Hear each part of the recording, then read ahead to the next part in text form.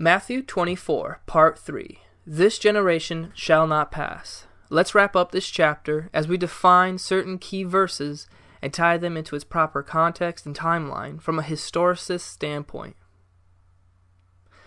Matthew 24, verse 29. But immediately after the tribulation of those days, the sun shall be darkened, and the moon shall not give her light, and the stars shall fall from heaven, and the powers of the heavens shall be shaken. This, of course, is prophetic language. The sun shall be darkened, and the moon shall not give her light, is representative of anything catastrophic or of great calamity. When a city like Jerusalem is burned down, smoke rises up all around and blocks out the light from the sun and moon. Babylon was spoken in the same manner. Isaiah 13, verse 10. The sun shall be darkened in his going forth, and the moon shall not cause her light to shine. Now the star shall fall from heaven is representative of a kingdom falling and powers being shifted. Matthew 29, verse 30. And then shall appear the sign of the Son of Man in heaven, and then shall all the tribes of the earth mourn, and they shall see the Son of Man coming in the clouds of heaven with power and great glory.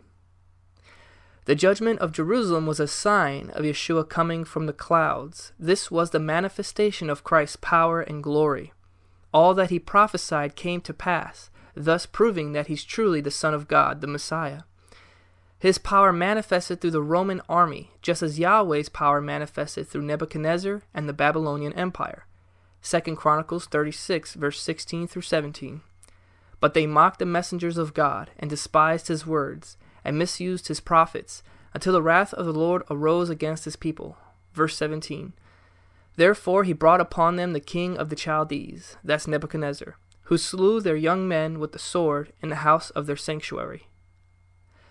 Lastly, believers were living all over the known inhabited world, and they all looked at Jerusalem and its temple as the homeland of their faith. So of course all tribes of the earth mourned after this day. Matthew 24, verse 31. And he shall send his angels with a great sound of a trumpet, and they shall gather together his elect from the four winds, from one end of heaven to the other. Of course, many want to use this verse to represent the rapture. An angel simply means a messenger. It can either be a heavenly being or a human. And we all know the disciples and their successors were messengers who gathered the elect from all four corners of the world. Adam Clarke explains the sound of the trumpet by saying this: it's the earnest, affectionate call of the gospel of peace, life, and salvation. Now, here's a big clue on when this all would happen. Yeshua said he does not know the exact day or hour. Verse 36. But of that day and hour knoweth no man, no, not the angels of heaven, but my Father only. But he did know for sure that it was all going to happen within that generation. Verse 34. Verily I say unto you, this generation shall not pass till all these things be fulfilled. And finally, Yeshua warns those who do not take his words seriously. Matthew 24, 37. But as the days of Noah were, so shall also the coming of the Son of Man be. Many Jews continued to live their lives carefree in Jerusalem after Yeshua gave them this warning, just like those who didn't take Noah's warning seriously, and they were taken by the flood. Matthew 24, verse 40. Then shall two be in the field, the one shall be taken and the other left. One will be killed in the field, and one will escape into the mountains. One will be prepared, and one will be caught off guard. This is no different than the flood. One dies and one lives on the day God judged Jerusalem with the Roman army.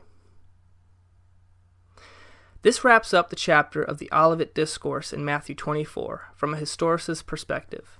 I'll be making a video next on explaining the three most popular ways to interpret prophecy and which one is used by sound biblical scholars. Please leave a like if you enjoyed this video. Thank you.